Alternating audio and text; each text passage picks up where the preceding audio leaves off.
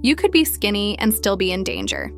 Seriously, you can look thin in a t-shirt, have a flattish stomach, weigh what you weighed in college, and still be carrying a type of fat that quietly raises your risk of heart disease, type 2 diabetes, and even certain cancers. It's called visceral fat, and it doesn't live under your skin where you can pinch it. It wraps around your organs, your liver, your pancreas, your intestines, and it's one of the most metabolically dangerous things your body can store. The scary part?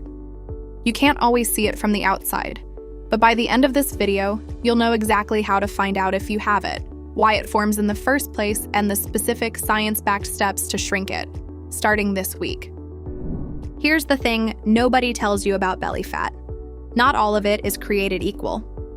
There are two totally different types sitting in your midsection right now. The first is subcutaneous fat. That's the soft, pinchable layer just under your skin. Annoying, sure, but relatively harmless. The second is visceral fat, the deep fat packed around your internal organs. And this is the one that's actively linked to inflammation, insulin resistance, fatty liver disease, and cardiovascular risk. Some researchers call it active fat because unlike the fat under your skin, visceral fat behaves almost like an organ itself, pumping out inflammatory chemicals and hormones that mess with how your entire body functions. So today, we're breaking this down into 3 parts. First, how to actually tell if you have excess visceral fat. Second, the real reasons it builds up, and it's not just eating too much. And third, the exact strategies that research shows actually shrink it, starting with the one most people get completely wrong. Stick around, because step 4 is the one that surprises almost everyone. Section 1. How do you know if you have it? You don't need an expensive scan to get a good estimate. Here are 3 simple ways. Waist circumference. This is the single best at-home predictor. Wrap a tape measure around your bare waist, right at your belly button after exhaling normally. For men, a waist over 40 inches, 110 centimeters, signals elevated risk. For women, it's 35 inches, 88 centimeters.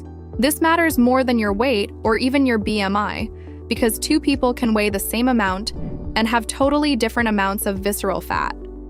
Waist to height ratio. Divide your waist measurement by your height. A ratio above 0.5 is generally considered a warning sign, regardless of your age or gender. This one's popular with researchers because it's simple and surprisingly predictive of metabolic risk. The hard versus soft test. Subcutaneous fat is soft and jiggly. Visceral fat pushes outward from underneath your abdominal muscles, so a belly that feels firm or tight, even if it's not huge, can indicate more fat packed around the organs than you'd expect. If any of these are raising a flag for you, don't panic. Visceral fat is actually one of the more responsive types of fat in the body. It tends to respond faster to lifestyle changes than stubborn subcutaneous fat in areas like the hips or thighs. That's genuinely good news, and it's exactly why the rest of this video matters. Section 2, why visceral fat builds up. Before we get to solutions, you need to understand the actual drivers, because eat less, move more is technically true, but almost useless without more detail. Driver 1, chronic stress and cortisol. When you're under prolonged stress, your body releases cortisol. Cortisol specifically signals your body to store fat in the abdominal area rather than elsewhere. Because visceral fat cells actually have more cortisol receptors than fat cells in other parts of your body. This is a big reason why high stress periods in life, even without major changes in diet, can lead to a bigger belly. Driver 2, added sugar and refined carbs, especially liquid sugar. Fructose in particular, the sugar found heavily in soda and fruit juice, gets processed differently by your liver than other sugars, and a portion of it converts directly into fat stored around your organs.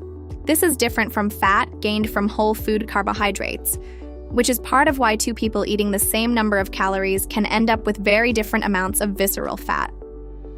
Driver 3, poor sleep. Just a few nights of short sleep can raise cortisol and disrupt the hormones that regulate hunger, ghrelin, and leptin, pushing you toward more cravings and more abdominal fat storage over time. Driver 4, alcohol. Beyond the calories, alcohol is processed by the liver in a way that prioritizes fat storage and can directly promote visceral and liver fat accumulation, which is part of why the term beer belly isn't just a joke. It reflects something real happening metabolically. Driver 5. A sedentary lifestyle, particularly long periods of sitting, which is linked to reduced insulin sensitivity, a key factor in visceral fat storage. Notice something? Only one of these 5 drivers is really about how much you eat. That's why the fix isn't just a calorie deficit, it's targeted. Section 3. What actually shrinks visceral fat strategy? 1. Prioritize protein and fiber at every meal.